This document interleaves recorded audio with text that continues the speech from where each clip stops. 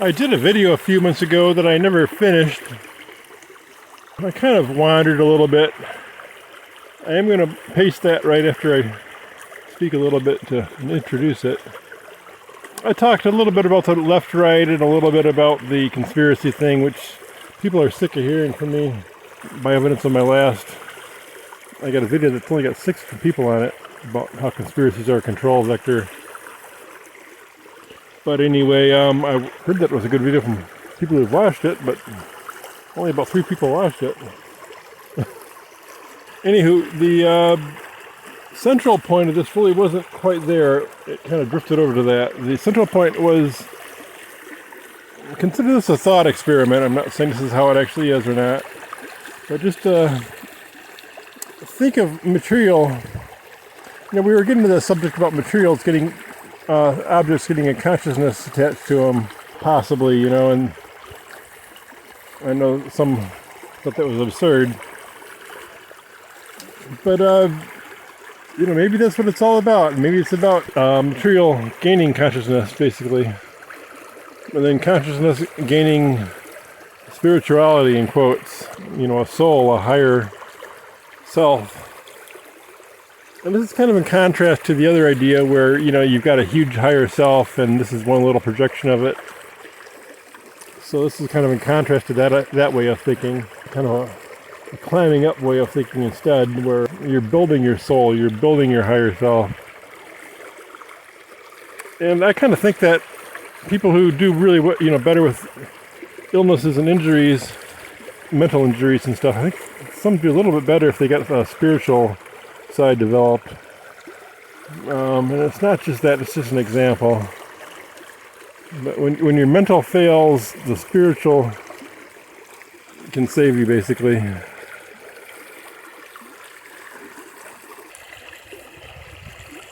So the usual thinking about entities, and reincarnating into higher forms.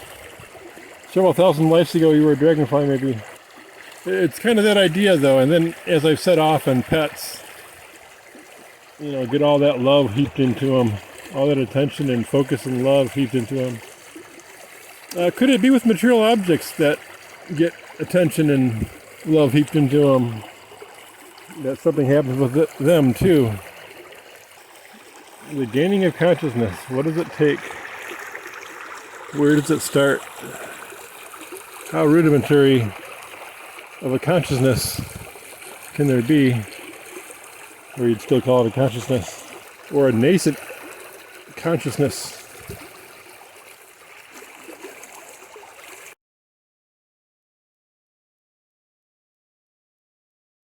A few things to catch up on. One is this board. It really could be 3 short videos, but just to save irritation and trouble, I'm going to roll them together. They're related. So starting in the middle of the board and top was one subject, and I really wrote it down a few days after I was thinking about it. So I hope I didn't lose the whole idea here. The central idea was the I, the ego, attention, self-attention, getting attention from others, connection with others, and energy games with others, touching on all those subjects. And it's kind of looking at the positive and negative, the love and the hate aspects of it, and even love, more beyond love, sex appeal, charisma, and then on the more noble side of love, the bhakti yoga, worship, basically, that kind of thing. Not really that big of that myself, but I'm not going to go there right now.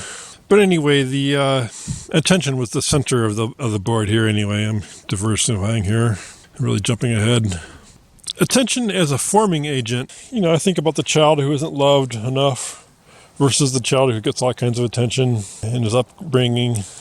And a single child tends to be a lot different than a third or fourth born child. So the child rearing, pets I think are the true children. I've gone over this before too. But I think it's the love we give to a pet. I want to say this, I'm using the word loosely, soul.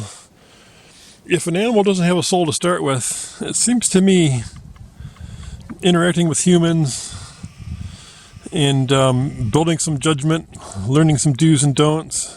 You know, an animal hardly gets restricted in any way if he's living in the wild. And there's obvious restrictions from other animals. I guess it's always at some level. There's always going to be people, always going to be others coming down on your action and limiting you. But when they nest with a human, you know, they get all kinds of love, attention, but they also get discipline. I think this is kind of the forming of the soul, actually. And I think when we love another person, we add to their soul. When we love an animal, we add to their soul. And really, hate and love are different than truly disregarding or ignoring somebody, totally shutting them off of energy. Because either in a love or a hate relationship, there's still an energy exchange. And some people are kind of energy vampires. I've gone into that in my energy games videos. But some people are kind of vampires. They actually want to stir up conflict. Well, you've probably seen people, I've got a couple friends like that actually. You know, whatever you say, they're going to try to find something different to say about it. Contradictory.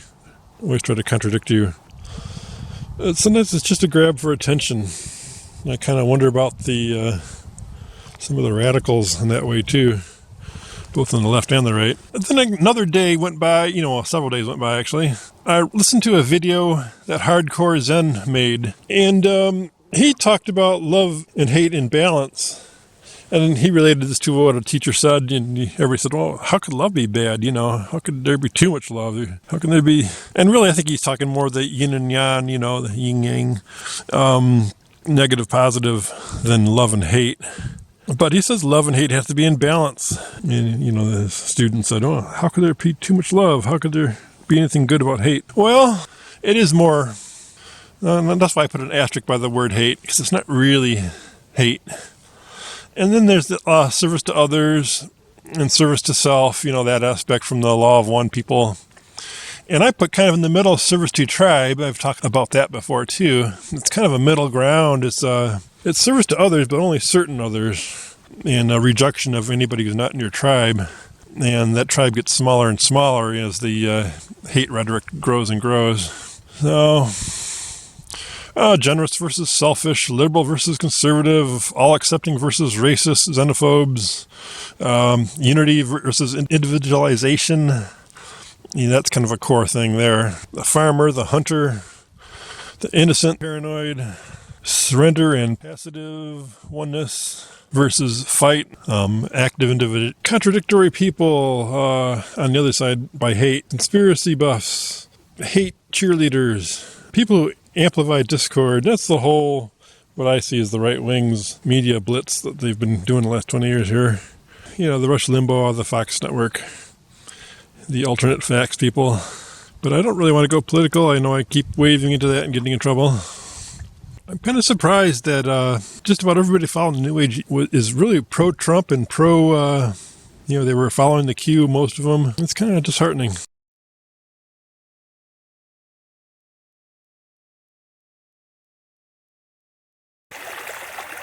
And this is an afterthought to the video. I know that the left can be just as bad as the right. They both can get corrupt. They both can get tyrannical. I just see the balance, in these decades being so far shifted to the right that I don't really fear the left like I fear the right. But yeah, the left can be tyrannical. They represent government, and controlling, evening things out, that can be, if you're on the wrong side of that equation, it could be unpleasant. Government's got control, come and take what they demand at force if they have to.